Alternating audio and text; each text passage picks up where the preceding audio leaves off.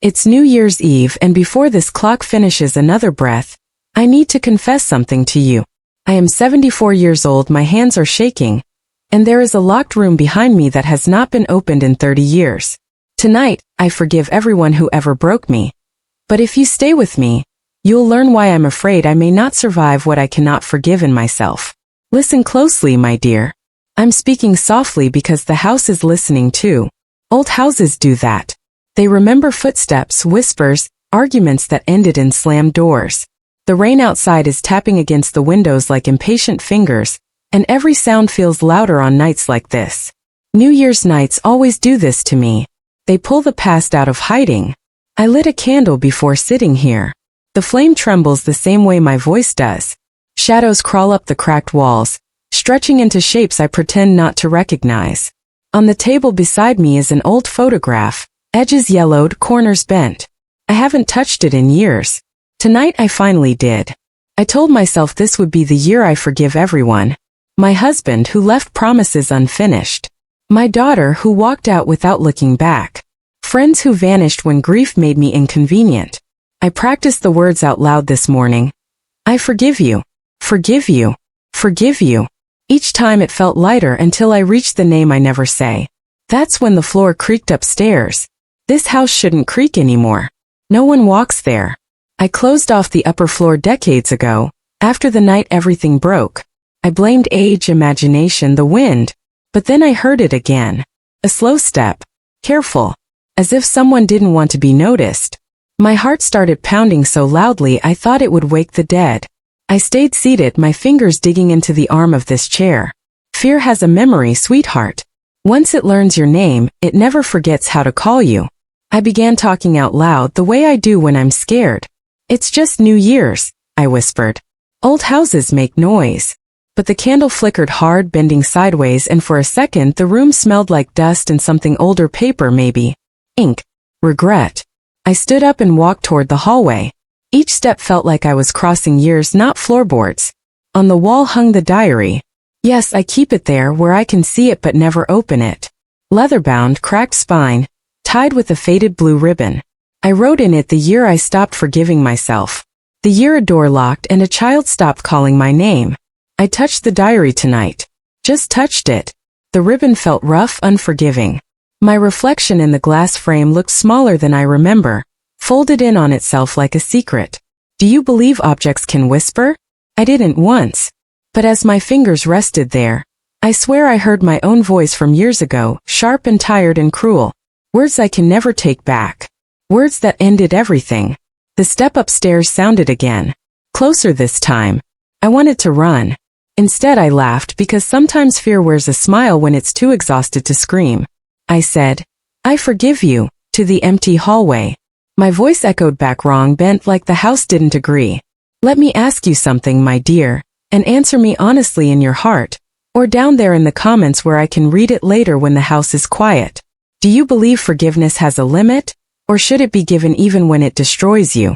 And if my story is touching something inside you, please like this video, share it with someone who needs it tonight, and subscribe, because I'm not done telling you the truth. I climbed the first step, then the second. My knees protested, but guilt is stronger than pain. At the top of the stairs, the locked room waited. Same door. Same scratch near the handle where small fingers once clawed. I never fixed it. Some damage deserves to stay visible.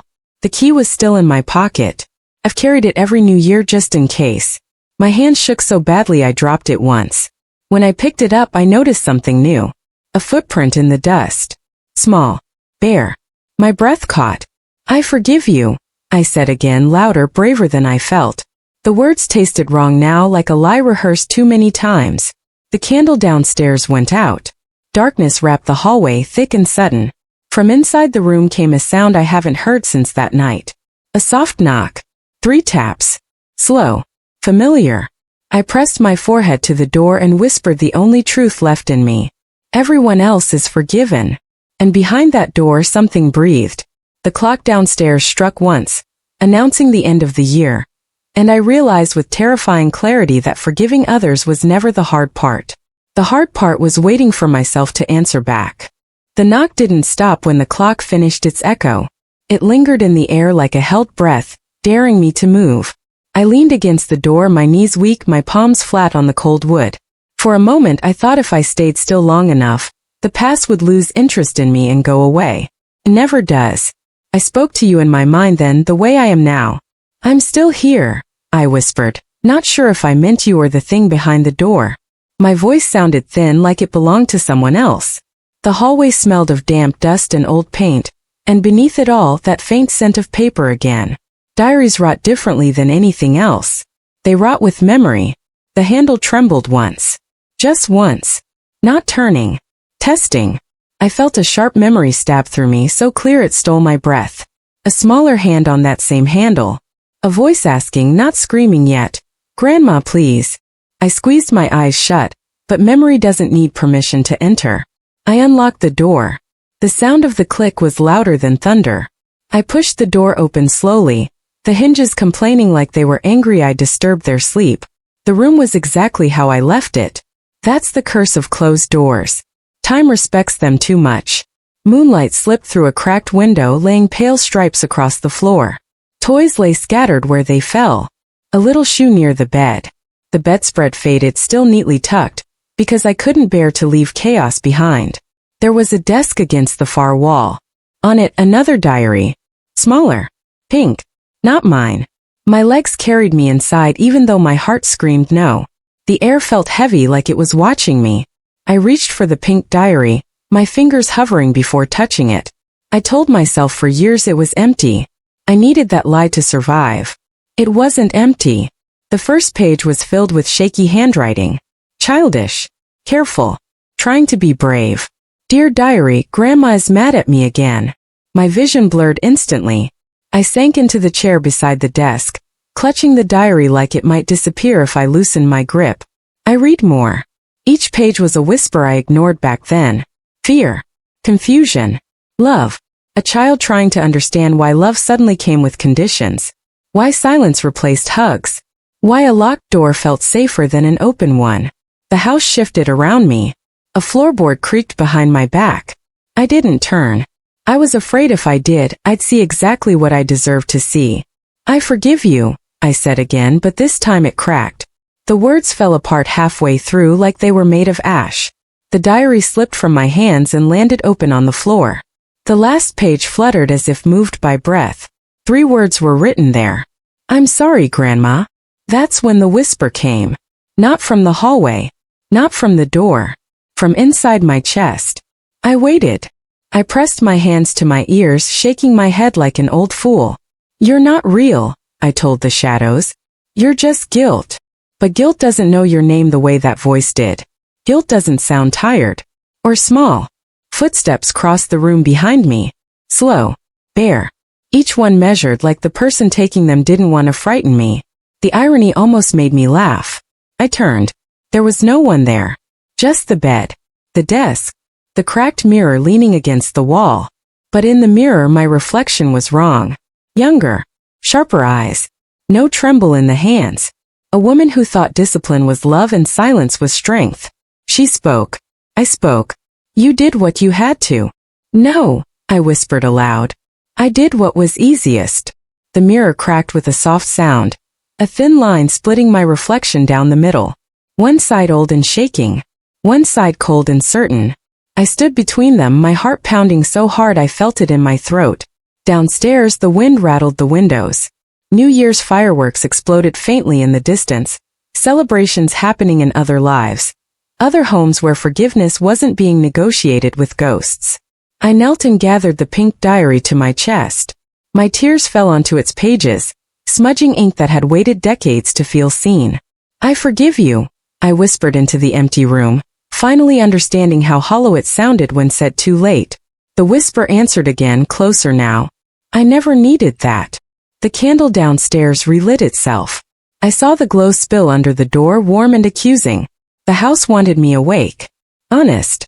As I stood to leave, something brushed past my leg. Light. Gentle. Like a child moving around furniture in the dark. I froze, my breath shallow, my heart breaking open inch by inch. I left the room with the diary in my arms and didn't lock the door behind me. Some doors aren't meant to be closed again. Behind me, the footsteps followed. And for the first time in 30 years, I knew this new year would not end quietly. The footsteps did not rush me. That was the worst part. They stayed a step behind, patient, respectful, like a child who had learned long ago not to ask for too much. I carried the pink diary down the stairs, my arms tight around it, afraid it would vanish if I loosened my grip. Each step creaked under my weight, and every creak answered with a softer one behind me. I did not turn around. I knew better now. Some truths only speak when you stop chasing their faces. The candle in the living room burned steady again, tall and calm, as if it had never gone out. Its light fell across the cracked floor, illuminating dust that danced slowly in the air. I set the diary on the table beside the old photograph. For the first time in years, the room felt crowded. Not with people, but with moments. With everything I never finished saying. "You can sit," I whispered, my voice trembling. I didn't know who I was speaking to anymore. The child. The memory. Myself. The chair across from me creaked softly, dipping just enough to suggest weight. That sound settled into my bones deeper than fear ever could. I began to speak, because silence had already ruined enough of my life. "I told myself I was teaching you strength," I said, staring at the candle instead of the empty chair. "I told myself that love needed rules. That softness made people weak." My fingers twisted together until my knuckles ached. "I thought if I hardened you, the world couldn't break you." The whisper answered, not accusing, just tired. "You broke me first." The room felt smaller after that. The walls leaned in like witnesses who had waited decades to testify. I reached for the photograph and finally turned it face up. It was from before everything. Me younger, smiling too confidently. A small child beside me, eyes bright, trusting, one hand wrapped around my finger like it was an anchor. "I was afraid," I admitted. The words tasted like rust. "I was afraid you'd grow up and leave. So I tried to control who you were becoming." My chest tightened. "And when you didn't bend, I punished you with silence." The candle flickered, throwing shadows that stretched and shrank across the ceiling. For a moment, one shadow looked smaller than the rest. I closed my eyes, tears sliding down my cheeks unchecked. At my age, pride becomes exhausting. I opened the diary again. More pages I had never read waited inside, their ink pressing patiently against paper. I read about nights spent listening for my footsteps, about hiding under blankets, counting seconds between sounds, about learning early that love could disappear without warning. My hand shook so badly I nearly dropped the book. "I thought locking that door would end the fighting," I whispered. "I thought distance would cool our anger." A bitter laugh escaped me. "All it did was teach you how to disappear." The chair across from me creaked again, closer this time. I felt a brush of cold air against my wrist, light as breath. My heart stuttered, but I did not pull away. Fear had already taken enough from us. "You never came back," the whisper said. Not angry, just stating a fact. "I was ashamed," I replied. "And shame is lazy. It convinces you that avoiding pain is the same as fixing it." I wiped my face with the back of my hand, leaving a damp streak across my skin.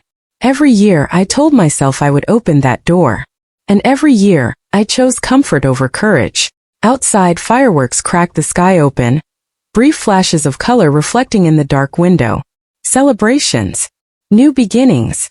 I watched them like a stranger watching a family through glass. I stood and walked to the window, my legs heavy. My reflection stared back at me, layered with the night outside. Old and young overlapping. Past and present refusing to separate cleanly. "They say forgiveness sets you free," I murmured. "No one tells you what it chains you to first." Behind me something moved. Not footsteps this time. A presence. I felt it at my back, close enough that I could feel the cold of it seep into my spine. My breath caught, but I stayed still. Running had never saved me. "I forgave everyone else because they were easier," I said quietly. "They left. They died. They disappeared." My voice broke. "You stayed. In my head. In this house. In every new year I pretended was fresh." A hand rested on my shoulder. I did not see it. I felt it. Light. Careful. The way a child touches something they're not sure will hurt them. My sob escaped before I could stop it, loud and ugly and honest. "I don't know how to forgive myself," I whispered. "I don't know if I deserve to." The hand tightened just slightly, not comforting, not condemning. Honest. That's the part you never tried, the whisper said. The candle flared brighter, and for a heartbeat, the room felt warmer than it had in decades. I turned slowly, my heart pounding, my tears blurring my vision. The chair was empty, but the air felt different. Lighter. Expectant. The clock chimed again, announcing the new year properly this time. 1, 2, 3. Each sound felt like a question. I gathered both diaries to my chest and sat back down. Outside, the fireworks faded, leaving behind smoke and silence.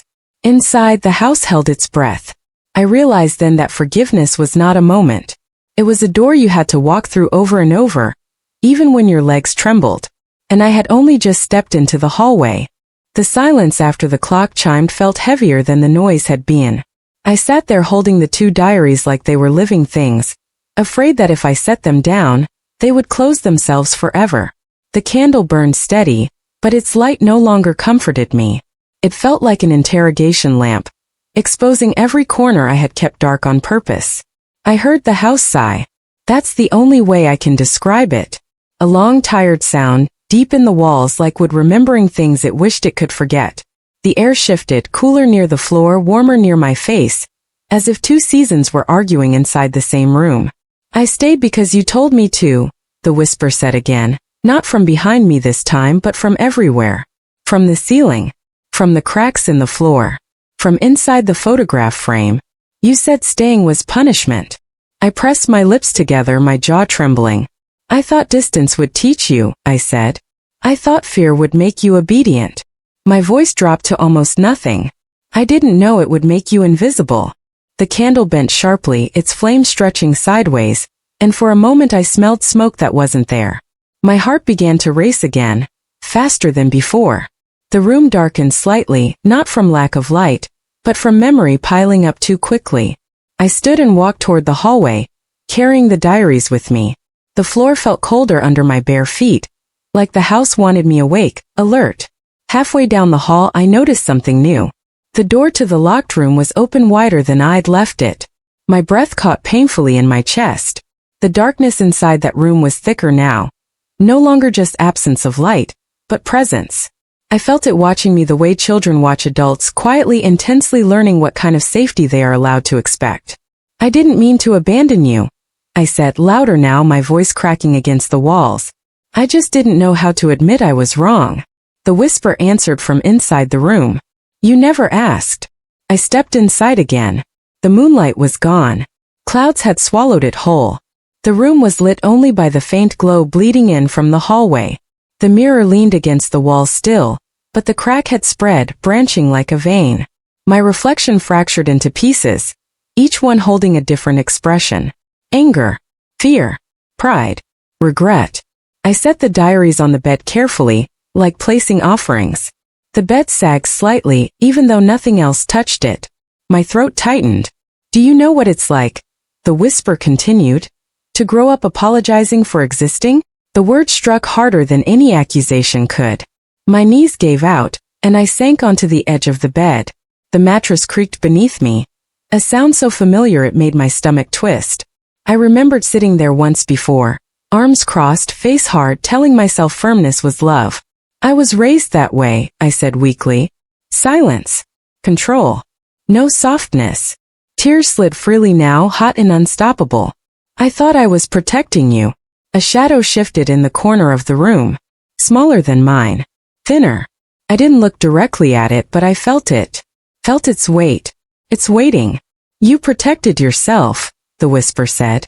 The truth of that settled into me slowly, painfully, like cold water soaking through cloth. All these years, I had wrapped my cruelty in excuses and called it discipline. I had forgiven everyone else because doing so made me feel generous, noble.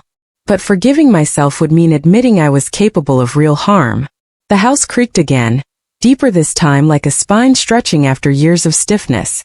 From downstairs came the faint sound of the radio I hadn't turned on. Static first. Then a melody. An old lullaby I used to hum before anger replaced tenderness. My chest tightened painfully.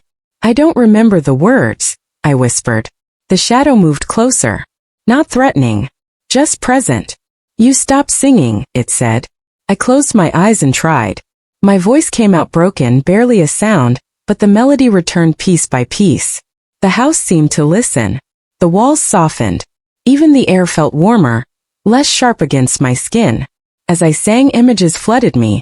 A small back walking away. A door closing. A key turning. A choice made again and again until it became a habit. I sang through the tears, through the shame, through the understanding that love withheld can wound deeper than anger ever could. The song ended in a sob. When I opened my eyes, the shadow stood near the bed. Still indistinct, like it didn't want to frighten me with clarity. I reached out, my hand shaking violently. I don't know how to fix what I did, I whispered. I can't go back. You can stay, the whisper replied. That word shattered something inside me. Stay. Not apologize. Not justify.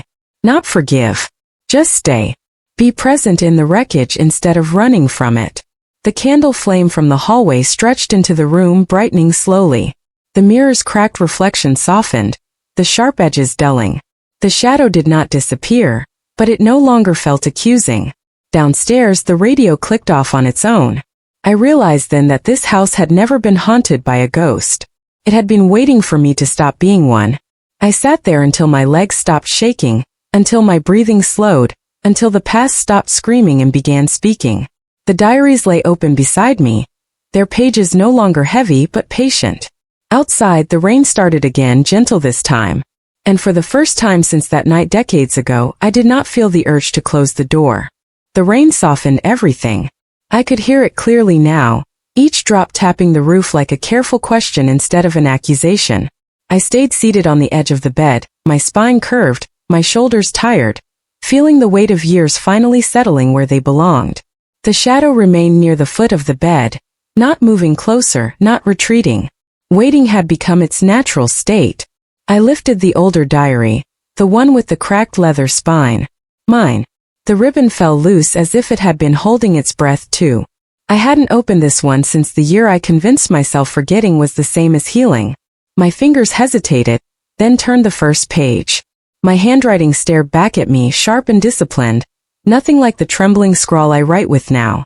The words were cold, confident, full of reasons. I read sentences justifying punishment, explaining silence as necessity, control as love. Each page felt like a verdict I had passed on a child who trusted me.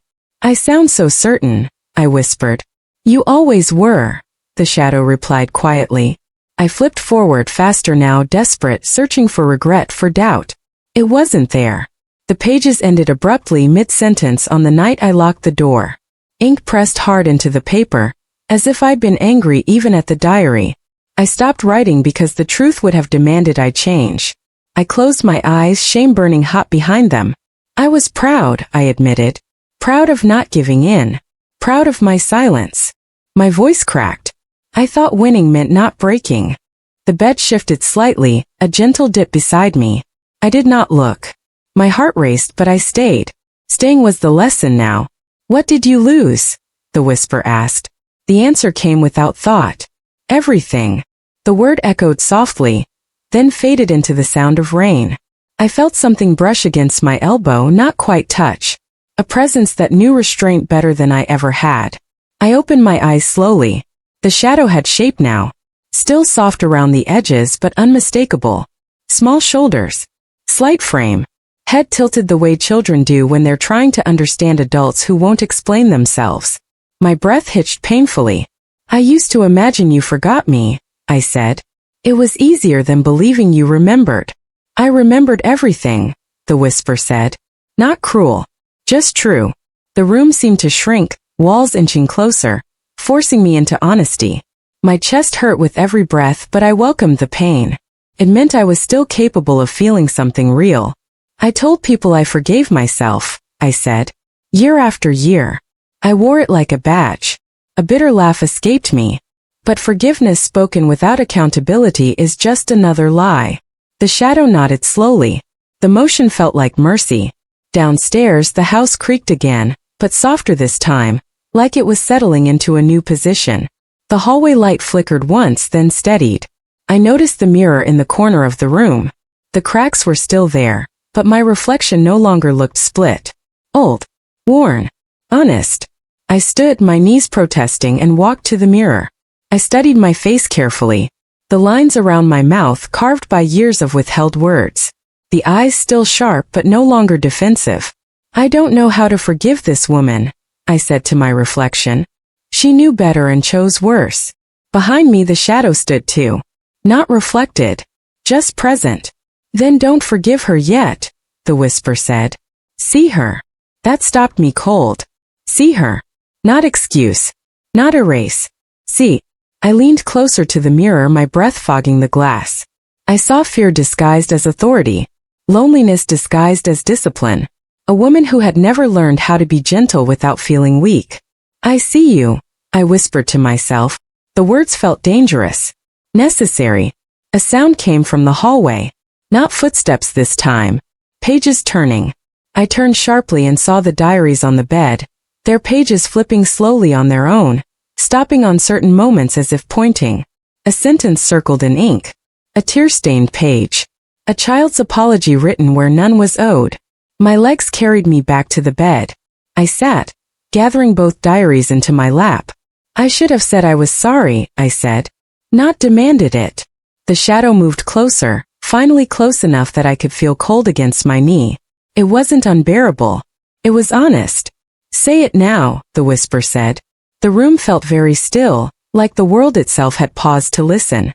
I swallowed hard, my throat burning. I'm sorry, I said, the words breaking apart as they left my mouth. I'm sorry I made love feel conditional. I'm sorry I chose control over care. My voice collapsed into sobs. I'm sorry I waited so long. The shadow did not answer right away. It reached out instead. This time it touched my hand. The sensation was neither warm nor cold. It felt like memory acknowledging memory.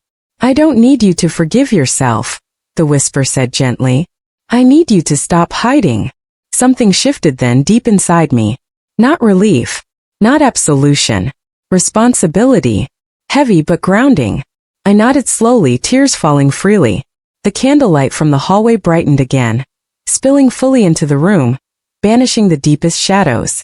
The air felt clearer, easier to breathe. The shadow remained, but it no longer felt like an accusation. Outside, the rain slowed to a mist. I realized then that this new year was not asking me to forgive myself yet. It was asking me to finally tell the truth and live with it. And for the first time I didn't look away. Morning tried to arrive quietly, like it didn't want to interrupt what had been happening in this house all night. A pale gray light crept through the cracks in the curtains, soft and uncertain, touching the walls like an apology. I hadn't slept. I sat on the bed with the diaries beside me, my bones aching, my eyes burning, my heart heavier than it had ever been and lighter in a way that frightened me. The shadow was still there. It sat on the floor now, back against the wall, knees pulled to its chest. Waiting no longer felt tense. It felt patient. That somehow hurt more. I thought if I survived long enough, I said quietly, time would soften what I did. My voice was hoarse, scraped raw by truth. But time only sharpened it, didn't it? The shadow lifted its head slightly. Time keeps what you refuse to carry. That settled into me with a dull ache. I stood slowly, my joints stiff, and walked to the window. Outside, the rain had washed the world clean, leaving everything looking too honest, too exposed. The street was empty. No witnesses. No distractions. I forgave them all, I continued, staring out at the wet pavement. My husband. My daughter. Even myself, I said. I shook my head slowly. But I never asked forgiveness from the one person who needed it. The reflection in the glass showed my face overlapping with the room behind me. Old and young. Strong and cruel. Afraid and stubborn. I rested my palm against the cold window. I didn't come back for you, I whispered. I waited for you to disappear. The shadow stood. I felt it before I heard it, that shift in the air, the quiet decision being made. The room seemed to lean inward, listening. The house had always been good at that. It learned early. You came back tonight, the whisper said. Yes, I replied. But not when it mattered most. Silence stretched between us, thick but not hostile. I turned slowly, my heart pounding again. Not with fear this time, but with anticipation I didn't know how to name. I carried you like a secret, I said. I used your absence to excuse my bitterness. To stay small. To stay right. My voice broke. I became someone I didn't recognize, and I blamed everyone else for it. The shadow took a step closer. Its outline wavered, then steadied. I could almost see a face now, not clear enough to identify, but familiar in a way that made my chest ache. Do you know what I wanted? It asked. I shook my head slowly. No. I wanted you to knock, the whisper said. Even once. That crushed me more completely than anger ever could have. I sank back onto the bed, my legs giving out beneath me. My hands shook violently as I covered my face. I was afraid, I sobbed. Afraid you'd look at me and see what I really was. The shadow moved closer again, stopping just in front of me. I felt the cold of it on my skin, sharp but clean. I already saw, it said. I stayed anyway. I lowered my hands. The room felt impossibly quiet, as if the world had narrowed to this one moment. The shadow was clearer now, edges defined, posture familiar. A child who had grown used to disappointment but never stopped hoping. I waited for you to be brave, it continued. I waited while you forgave everyone else. The words pierced something deep inside me. All those years I had believed forgiveness was a gift I gave. I was wrong. It was a door I kept locked. I don't know how to make it right, I whispered. There's nothing I can undo. You can stay awake, the whisper replied. You can stop pretending. That felt like a sentence and a salvation at the same time. A sound came from downstairs. The front door opening. I froze, my heart leaping into my throat. No one ever came here. Not anymore. The house didn't creak in protest. It welcomed the sound. Footsteps crossed the living room. Real footsteps. My breath caught painfully. Did you hear that? I asked. The shadow nodded. A knock came at the bottom of the stairs. Gentle. Careful. Exactly like the knock from the locked room, but this time it didn't belong to the past. My chest tightened until it hurt to breathe. I can't, I whispered. I don't deserve.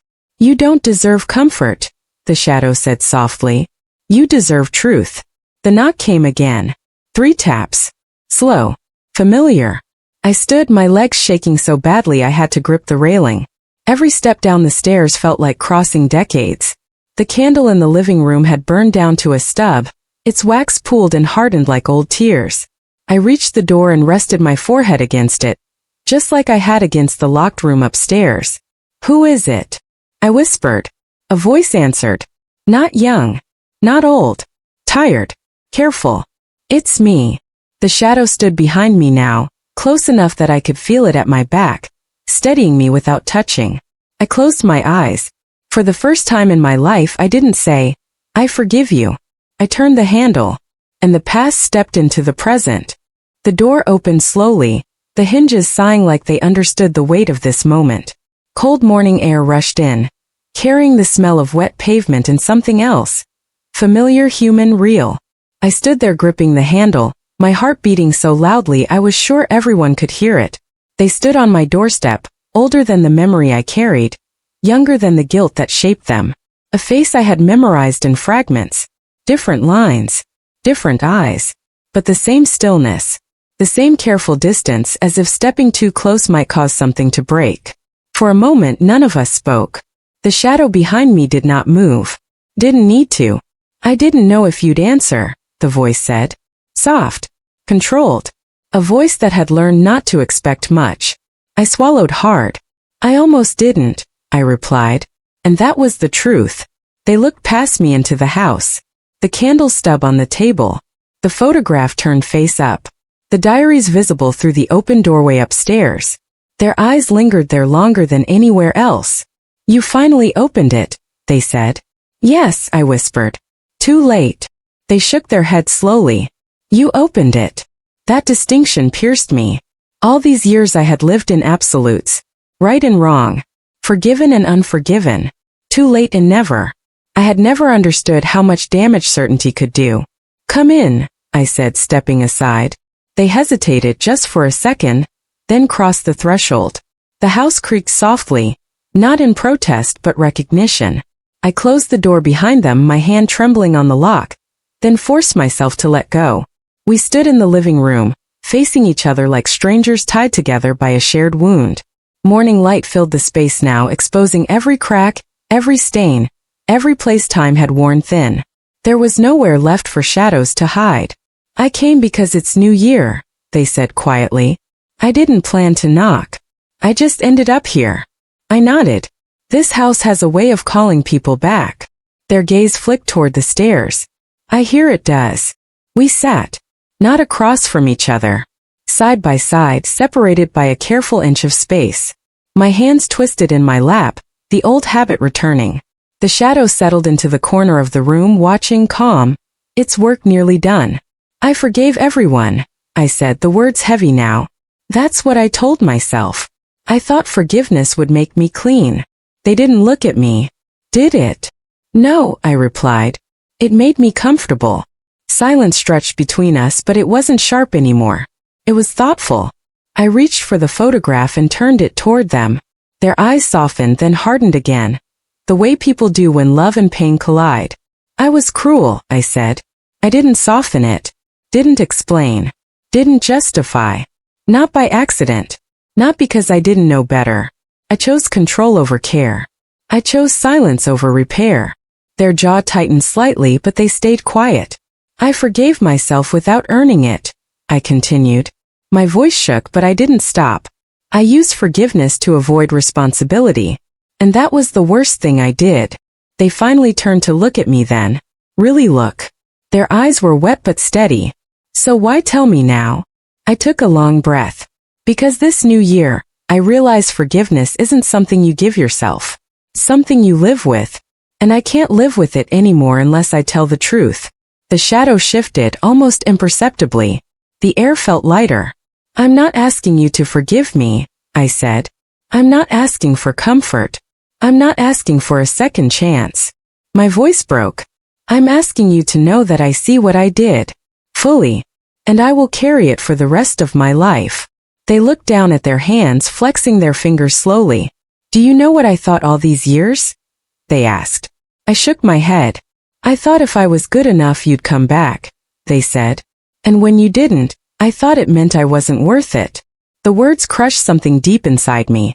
I closed my eyes, tears spilling freely. You were always worth it, I whispered. I just wasn't brave enough. They nodded once. I know that now. That surprised me. I don't forgive you, they said calmly. Not cruelly. Not loudly. Just honestly. I felt the truth of it land heavy and final, and strangely fair. But, they continued, I don't need you to forgive yourself either. I opened my eyes. They met my gaze. I need you to stop pretending you're healed. Stop using forgiveness like a curtain. A pause. If you stay honest, if you stay awake, that's enough. The shadow began to fade then. Not disappearing in fear or anger, but dissolving like mist touched by sunlight. It had never been there to punish me, only to make sure I didn't lie again. They stood, pulling on their coat. I don't know what comes next, they said. But I'm not locked out anymore. I nodded, my chest aching, my heart open in a way it had never been before. Neither am I. They walked to the door and paused. Happy New Year, they said softly. Happy New Year, I replied. When the door closed behind them, the house did not feel empty. It felt honest. I sat alone, the diaries open on the table, the photograph between them, morning light washing over everything I had tried to hide. I finally understood the truth I had been running from my whole life. Forgiving others was easy. Forgiving myself was impossible. And that was exactly the punishment I deserved to live with, awake, accountable, and finally real. If you've stayed with me until now, my dear, remember this. Forgiveness is not a feeling. It is a responsibility. And some of us must carry it without relief.